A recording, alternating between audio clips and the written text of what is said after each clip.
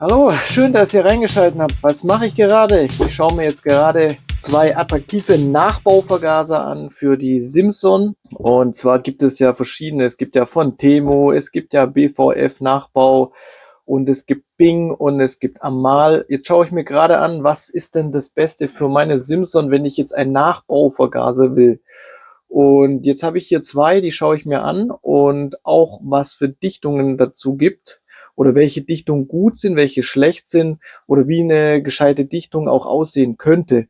Wenn es dich auch interessiert, bleib dran. Als allererstes Mal ist hier der Amal-Vergaser. Der läuft sehr gut und lässt sich auch wirklich gut abstimmen. Allerdings ist der ständig undicht. Hierzu gibt es diese Papierdichtungen. Ich habe die jetzt schon mehrfach gewechselt, neue, die sind auch gar nicht so billig und übelster Müll, ja. Dazu habe ich auch mal die geplant hier, die Schwimmerkammer, und das hat aber auch nichts gebracht. Und jetzt habe ich eine besondere, und zwar eine gute neue gekauft, von der ich viel halte. Schauen wir uns gleich mal an. Drehe ich die hier raus. Also das ist jetzt mal eine Alternative für die Simson, zum Beispiel Simson S51, der Amal-Vergaser. Für den braucht man dann auch separaten Gaszug und Chokezug. Und genau, also wer Probleme mit seinem alten BVF hat und keinen neuen Nachbau BVF will, kann auch sowas hier nehmen. Die Originalen sind ja, finde ich, immer gut, gar keine Frage. Aber wenn du mal was anderes probieren willst, zum Beispiel die Nachbau BVF sind mit Sicherheit auch nicht schlecht, aber auch nicht perfekt. Und ich denke mal, den perfekten Vergaser gibt es auch fast gar nicht. Und jeder hat irgendwo seine Macken. Aber wir schauen jetzt mal hier die hier einfach mal an. Also hier, das ist der Amal, den habe ich auch schon ein paar Mal gereinigt. Scheinbar sind da immer irgendwie noch irgendwelche Reste drin. Vielleicht kommen die aus dem Vergaser raus, was weiß ich, schon öfters gereinigt. Die Fläche habe ich schon geplant, die ist wirklich plan. Und kriegst du den nie richtig dicht. Da ist immer irgendwo, wo er raussippt. Hier sieht man noch gerade so eine nasse Stelle so leicht. Jetzt habe ich da eine Alternative. Die schauen wir jetzt an. Wie der aussieht, ganz interessant eigentlich. Der hat halt hier eine relativ lange Schwimmerachse. Und das hier das Schwimmernadelventil, ziemlich lasch eigentlich. Und das ist dann hier drin. Da kennen wir von BVF bisschen größere. Genau, mehr hat er nicht. Düsenstock für Hauptdüse, Leerlaufdüse.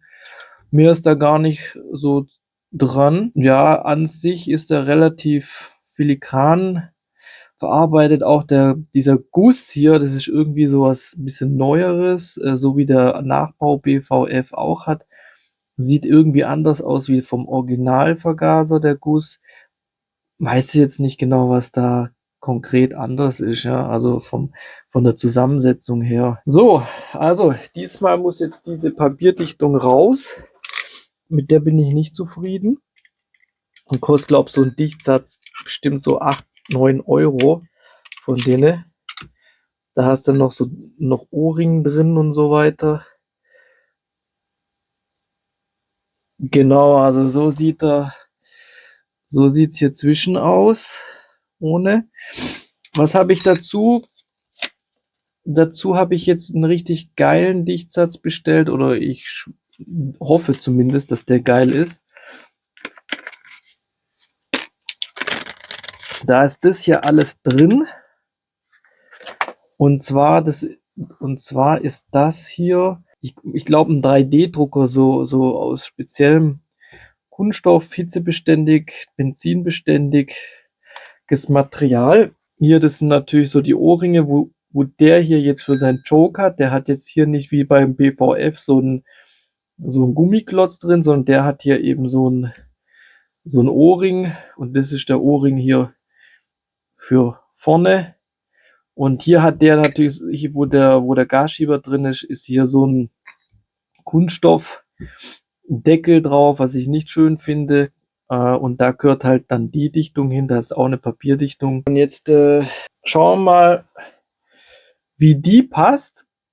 Also die ist jetzt, ich glaube, vom Preis her auch nicht teurer gewesen, viel, also ähnlicher Preis insgesamt. Also sie passt auch wirklich geschmeidig schön hier rein, das sieht man gleich. Und sie ist auch von der Stärke her, wenn ich das jetzt mal so ein bisschen vergleiche mit der anderen hier, also ich glaube, wenn man das ganz nah hält, ist die eine Idee dicker, also eine Idee. Das würde auch mir entgegenkommen gegen das Siffen. Vielleicht kann man da ein bisschen was messen, da muss man halt aufpassen, dass man das nicht zerdrückt. Na, die hat 1 Millimeter, die hat natürlich schon ein bisschen eingedrückt, aber ich denke mal, das kriegt man schon noch so hin über die Fläche. Ja, aber die hat ein bisschen drunter. Ja? Ein bisschen drunter. Was hat sie denn? 0,75 oder so ungefähr. Also ist ein bisschen schwächer. So, also die mache ich hier rein. Bin mal gespannt, ob die dann auch dicht gibt. Also auf jeden Fall so gehört sie rein. Dann kommt wieder der Schwimmer drauf. Ja, den habe ich ja vorher schon richtig gereinigt. Den Vergaser. Schwimmerachse. So, und da muss man natürlich bei denen aufpassen, dass die nicht zu stark angezogen werden, weil diese Vergaser mit diesem Guss, die sind ziemlich weich.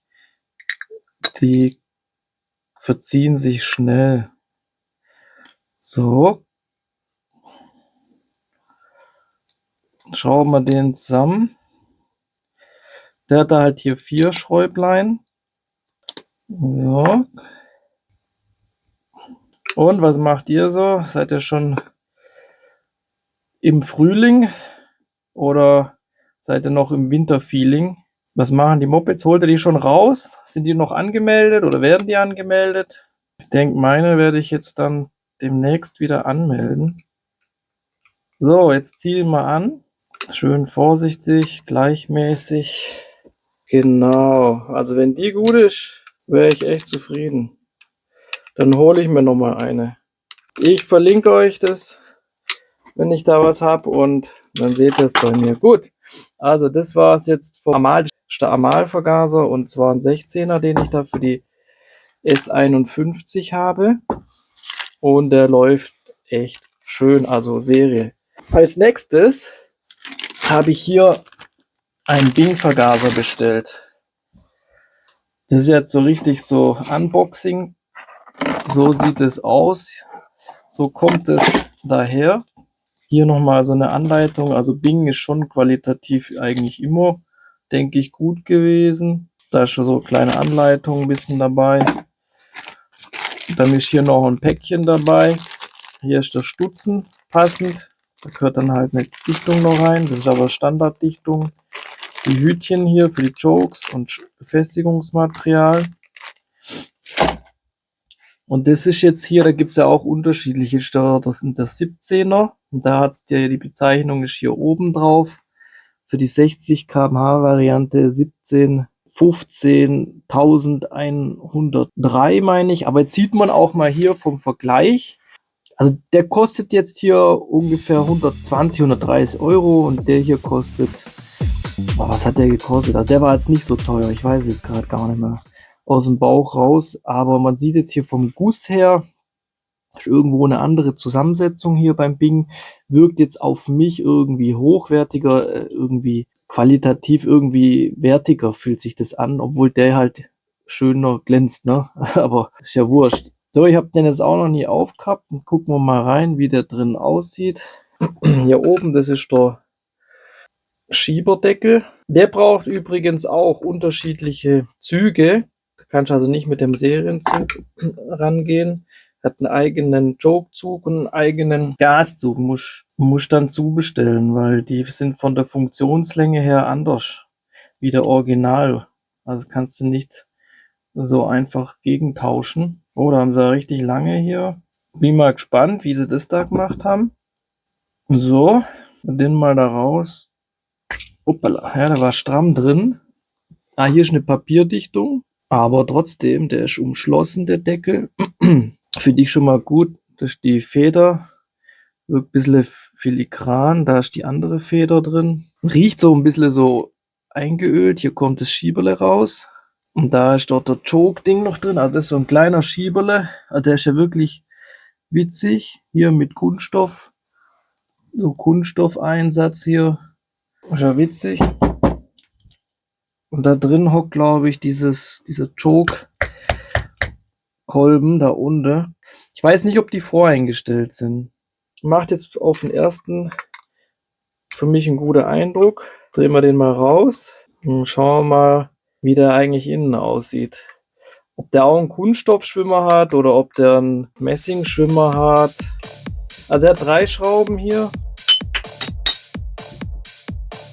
Okay, also ist eine Papierdichtung. So sieht der Deckel innen aus. Oh, das ist ja ein interessanter Schwimmer. Also ist auch eine Papierdichtung auf jeden Fall. Sieht aber richtig, also hochwertig aus, finde ich jetzt. Also man hat es ja vorher gesehen. Hauptdüse, Leerlaufdüse und das sieht ein bisschen so aus wie so wie so Styropormäßig. Fühlt sich auch so ein bisschen so an wie so Styropor. Dicke Achse, schön massiv. Also gefällt mir auf jeden Fall sehr gut. Hier kann auch nichts eindringen, weil das komplett Vollmaterial ist. Jetzt machen wir mal da auf. Hier ist wahrscheinlich der Sieb drin, nehme ich mal an. Dieser Filter.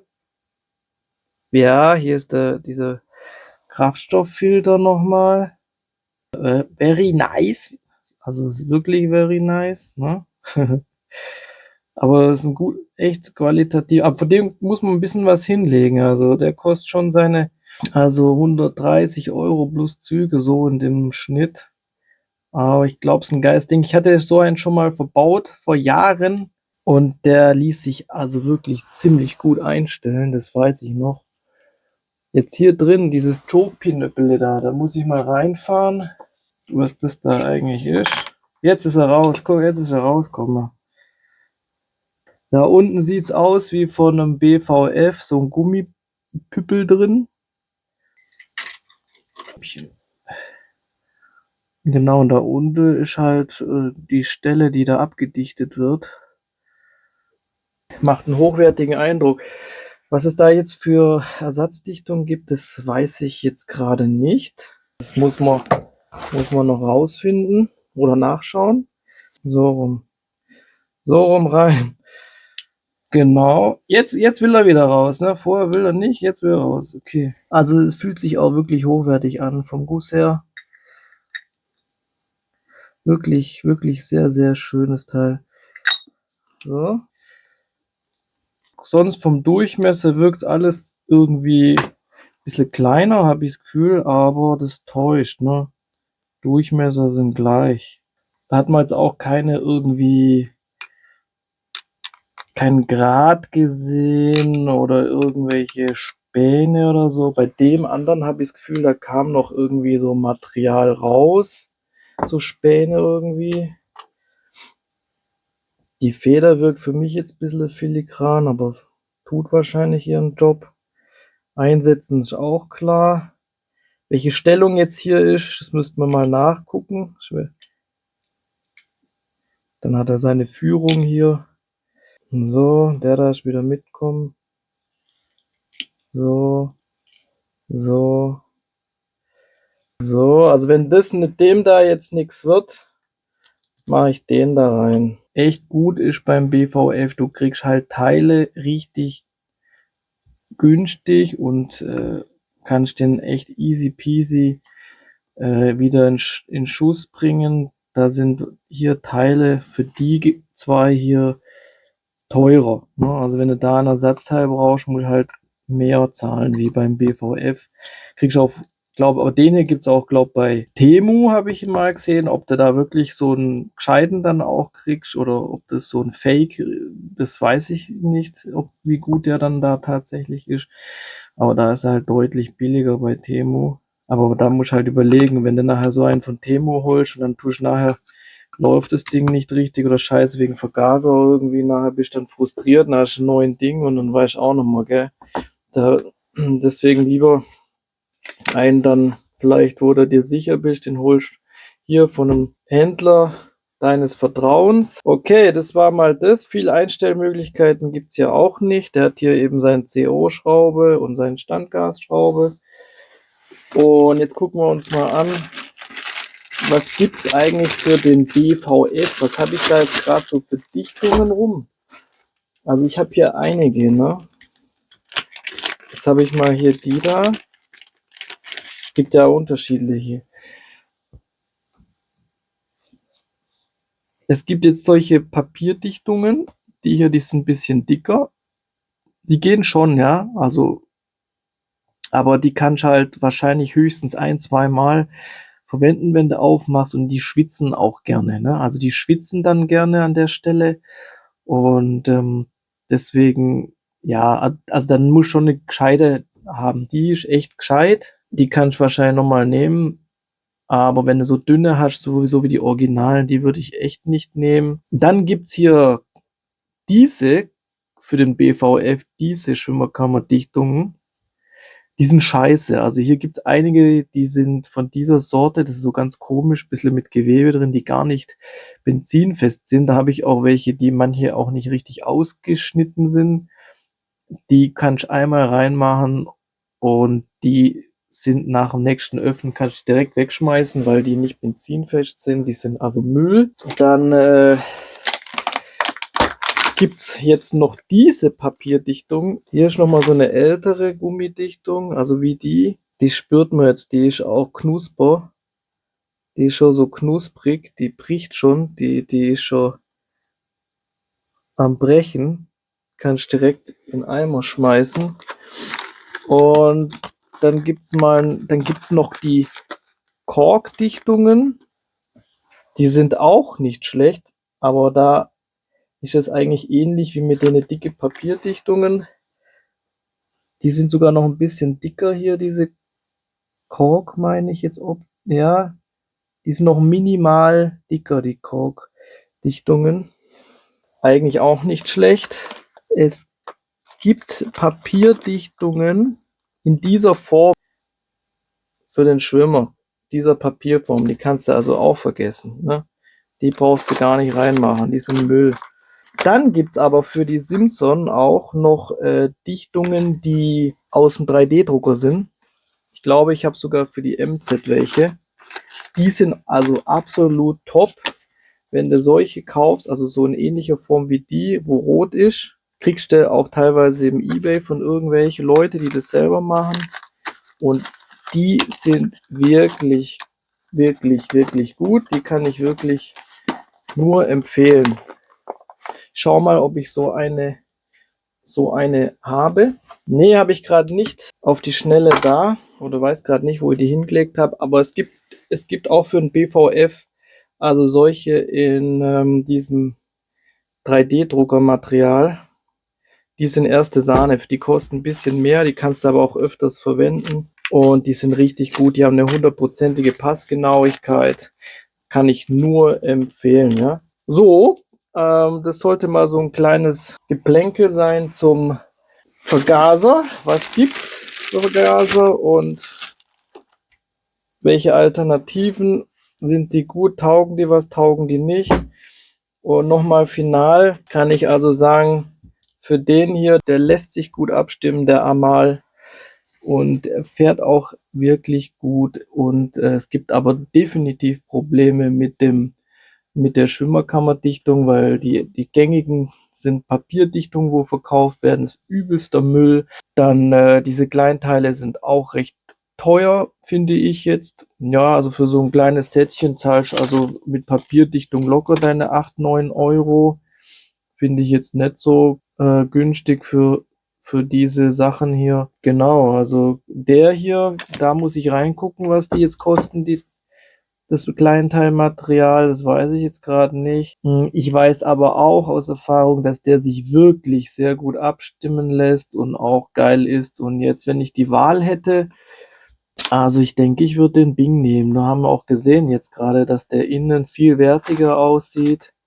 Das Gussmaterial finde ich jetzt ansprechender, irgendwie wertiger, stabiler. Das ist wirklich, das hier ist eher so ein weiches Material gefühlt. Und hier waren auch noch immer wieder so kleinere Späne mit der Zeit rausgekommen, irgendwie, die definitiv nicht vom Tank kamen. Die sind irgendwo aus der Kanäle rausgekommen. Und ja, der ist aber, was kostet, ich müsste jetzt lügen, aber wenn der kostet vielleicht so seine 70 € oder so, ich weiß es gar nicht jetzt hundertprozentig. Und der hat halt, kostet so seine 130 €. Und ich denke, ich würde wahrscheinlich nächstes Mal, wenn ich die Wahl hätte, direkt den Bing einbauen. Also, das war's mal von den Vergaser für die Simson. Was gibt's als Nachbau? Wenn ich euch unterhalten habe, wenn ihr Spaß dran hattet, dann lasst ein Like da oder schaut mal in die Playlists. Ciao.